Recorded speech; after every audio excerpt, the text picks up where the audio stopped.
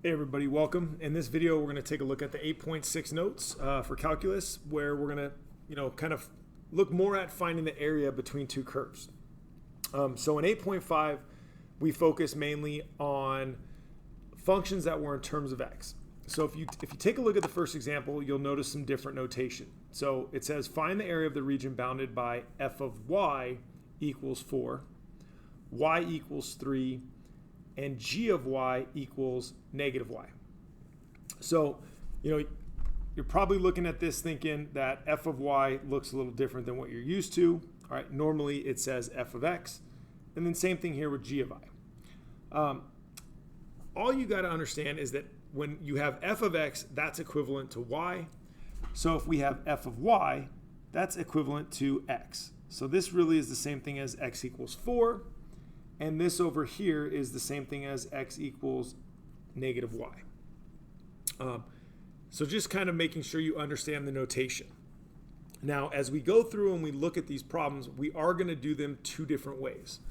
One of them will be how we did it in 8.5, and then we'll kind of discuss a new method based on the notation.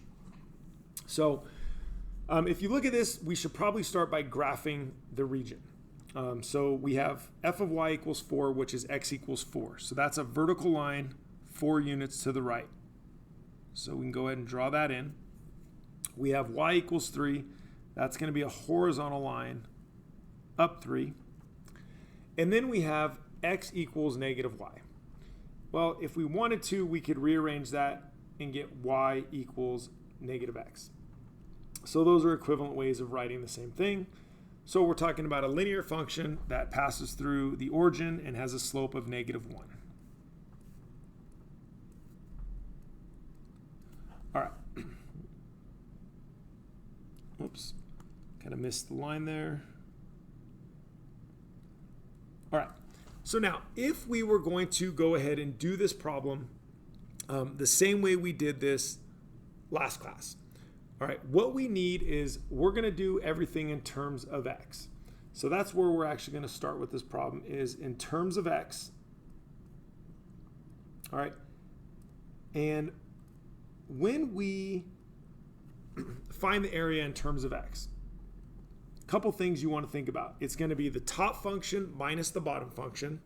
So that's going to be important. But the other thing you want to pay attention to is in terms of x, we're going from here to here essentially.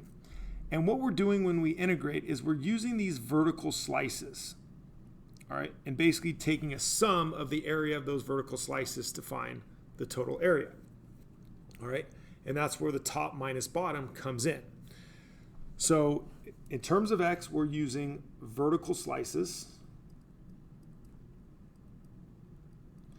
and what the integral is going to look like in this case is, well, we're starting over here at this point of intersection, which is 1, 2, 3 units to the left, so negative 3.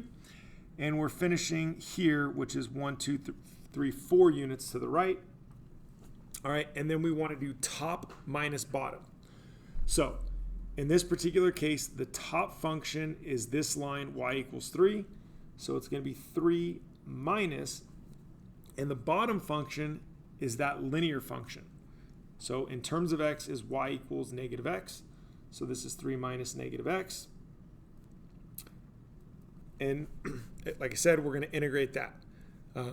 So when we do that, we could, it doesn't say anything about using a calculator or not. So let's just do it without a calculator. And if we simplify this down, we got the integral from negative 3 to 4 of 3 plus x dx. We go ahead and integrate that. We're going to get 3x plus 1/2 x squared, again from negative 3 to 4. And if we substitute in, we're going to get 3 times 4 plus 1/2 of 4 squared minus 3 times negative 3 plus 1/2 of negative 3 squared. All right, so if we simplify that down, 3 times 4 is 12. 4 squared is 16. Half of 16 is 8. And then it's going to be minus let's see, that's negative 9. And then you're going to have 9, so plus 9 halves. So that's 20 minus, and then this is going to be negative 9 halves. So simplify that down. You have 20 plus 9 halves, which is, 9 halves is 4.5. So that's basically 24.5. That's what's going to represent the area under the curve. So in that case, we did everything in terms of x, meaning we're using those vertical slices. Now, an alternative way to do these problems is to do everything in terms of y. Oops. So if we do it in terms of y, now instead of accumulating those vertical slices, we're going to use horizontal slices. So now instead of those vertical, basically what we're going to be doing is we're going to take these horizontal slices and add up those areas when we integrate. All right, so when we do that, our limits of integration need to be in terms of y. So now we're going from the bottom, this point, to the top, up to this point. And we're accumulating those vertical slices as we go. So the integral is going to be from, let's see, we're down 1, 2, 3, 4. So from negative 4 to 3. All right, now we're in terms of y. So when we were in terms of x, we were going to do the top minus the bottom, and that was going to give us this distance. Now, if we're going to do it in terms of y, it's going to be right minus left, okay? So when we do it in terms of y, it's going to be the integral of the right function minus the left function with respect to y. So everything needs to be in terms of y. Well, in this case, that function that's furthest to the right is that line x equals 4. So it's going to be 4 minus. The function that's on the left is that linear function. Well, it needs to be in terms of y, so we're going to use that notation x equals negative y right here. And that's the integral that we're going to set up.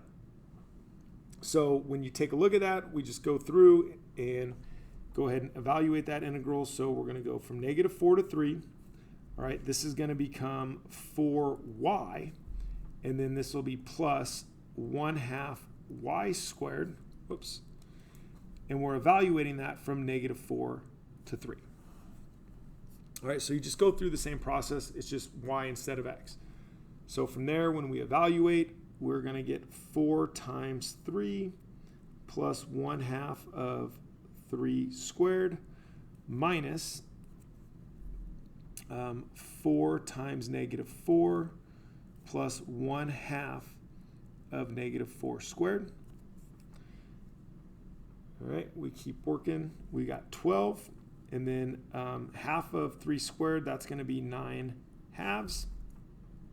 And then in parentheses, you've got negative 16, and half of 16 is 8, so plus 8. All right, so we got 12 plus 9 halves minus negative 8. All right, and if you look at that again, 12 minus negative 8 is 20, and then 20 plus 9 halves, you'll see we end up with 24.5 as well. So you might be asking yourself, why do we need to know both methods? And the reason is, sometimes one function will always be above the other. So if there's one function that's always on top of the other, it's going to make sense to calculate the area in terms of x. And that's where you're just going to do the integral of top minus bottom. So just remember, in terms of x, you take the integral of the top minus the bottom with respect to x. But there might be another situation where one function is always to the right of another. Okay? In this case, both situations happen. So it really doesn't matter which one you choose. But like I said, there are going to be situations where one function is always going to be to the right of the other, and it's just going to make more sense in this way. All right, so as we go through this, we will do a few other examples, and you'll kind of see how you can make that distinction. And sometimes we'll do it both ways. Other times I might just do it one way. So, for example 2, it's asking us to find the area of the region bounded by x equals y squared, x equals y plus 6, from x equals 0 to x equals 9. It does say calculator is okay. So let's take a look at this. You probably want to start with a graph. Trying to graph this function and get an idea of what it looks like.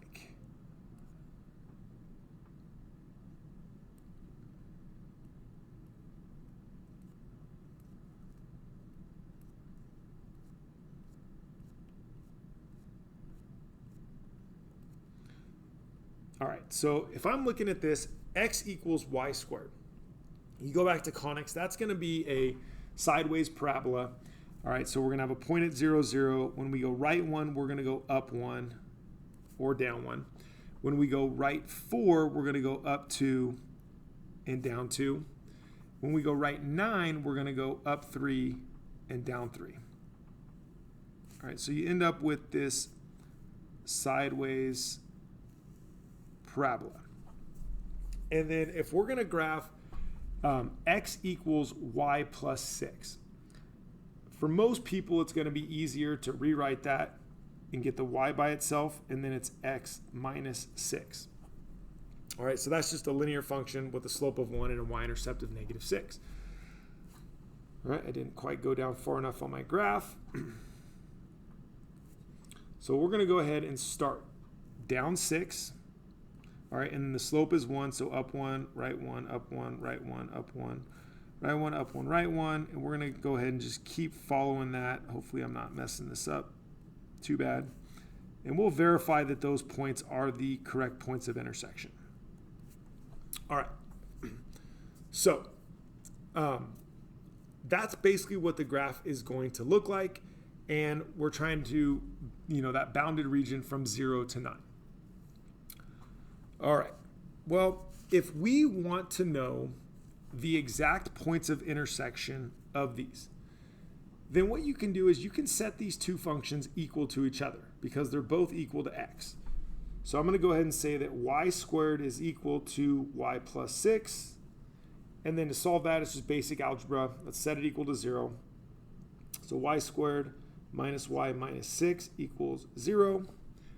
We can go ahead and factor that. And you got y and y. That's going to be plus and minus. Positive 2, negative 3. Which gives you solutions of y equals negative 2 and y equals 3. And if you look, you've got this point right here, which has a y value of negative 2. And you have this point here, which has a y value of 3. I would recommend that you go ahead and find the corresponding x value to those. So again, you could just plug into either one of these. All right, but if this is negative 2, then x is going to equal 4, which if I look at my graph, 1, 2, 3, 4, pretty accurate. And if y is 3, then x is 3 plus 6, which is 9, and that's the case. All right.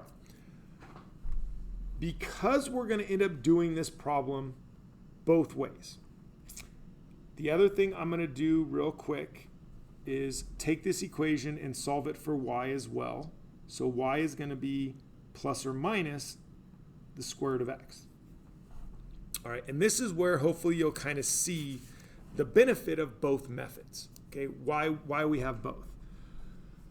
In either case, this is the area that we are trying to find. Whether we're doing it in terms of x or we're doing it in terms of y. Okay. So what I would suggest is you guys pause the video and try it both ways on your own and see what you come up with. All right. And then if you get stuck, we can work together and I'll help you out. All right. So what I'm going to do is I'm going to go ahead and do this in terms of y first, because that's the new method that we're looking at. So in terms of y, All right, in terms of y, those are going to be those horizontal slices. So again, what we mean by that is we're basically taking the area of these horizontal slices and adding them up to come up with the entire area.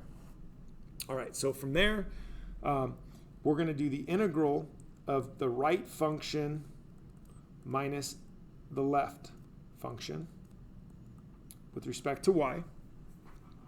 All right, and if you look here, the blue line, the linear function, is always to the right of that conic function, okay, that sideways parabola.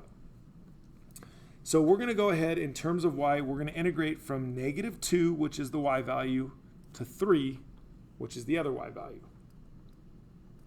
All right. So as I make this now kind of specific with the functions, we've got -2 to 3. The right function in terms of y is y plus 6, and the left function is y squared. Okay. So right there, that's the integral that I can use to set up in terms of y. Now, we could do this by hand, but it does say calculators allowed, so let's go ahead and do that. I'm going to go ahead and pull up the calculator.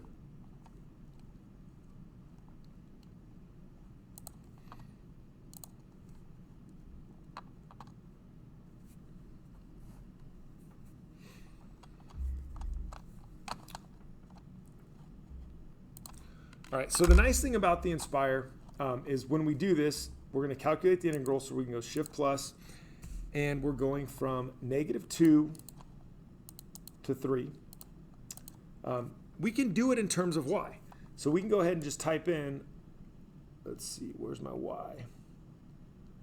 Y plus 6, and then minus y squared, and then just dy. Go ahead and hit enter. We get 125.6. If we wanted that as an approximation, it's about 20.833. All right. So in that case, whoops, this integral is approximately 20.833. All right. And that's how you would do it in terms of y. Now, in terms of x, let's take a look at that. Because some people might be thinking that in terms of x is always going to be easier. So if we want to do this in terms of x, now we're going to be using those vertical slices basically. And all of our functions need to be in terms of x. So when we integrate in terms of x, it's always the integral of a top function minus a bottom function with respect to x. Now, if you look at this graph carefully, there is not always one function that is over the other. All right, and this is where we kind of have to be careful, because from 0 until you get to 4, this first point of intersection right here, right, that conic, that sideways parabola is on top of itself. And then after that point, the top part of the conic is over the linear function. And that's how we end up with our area. All right, so if we're going to do this, with respect to x, we're integrating from 0 to 9. But it doesn't stay the same top function over bottom throughout that whole integral. So we're going to have to split it up. The first integral is going to start at 0 and go to 4. All right, well, in that case, the top function here is root x. The bottom function is this lower half, which is negative root x.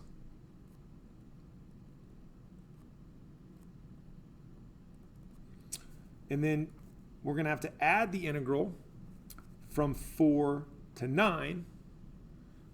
Well, root x is still on top. But now the bottom function is that linear function, which in terms of x is x minus 6. And again, that is in terms of x. Okay. So at that point, we have it set up. We could plug that into the calculator. All right, so we're going to go shift plus. That first integral was from 0 to 4. And it was positive root x minus negative root x with respect to x. Okay, and we get about 32/3. Just as a decimal, that's going to be about 10.6 repeating. And for the second integral, we are integrating from 4 to 9. And it was the square root of x, but then we were going to subtract that linear function x minus 6.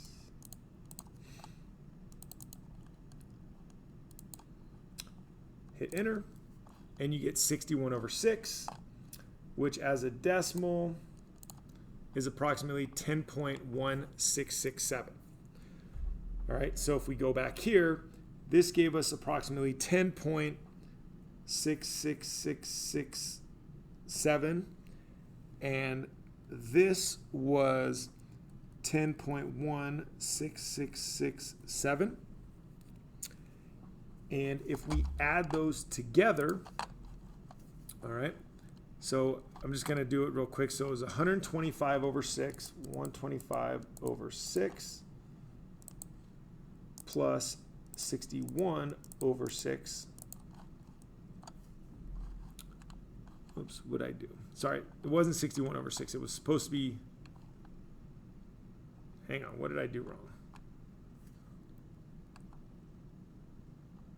It was 32/3, sorry. Let's redo that. It was 32/3 and then plus 61/6.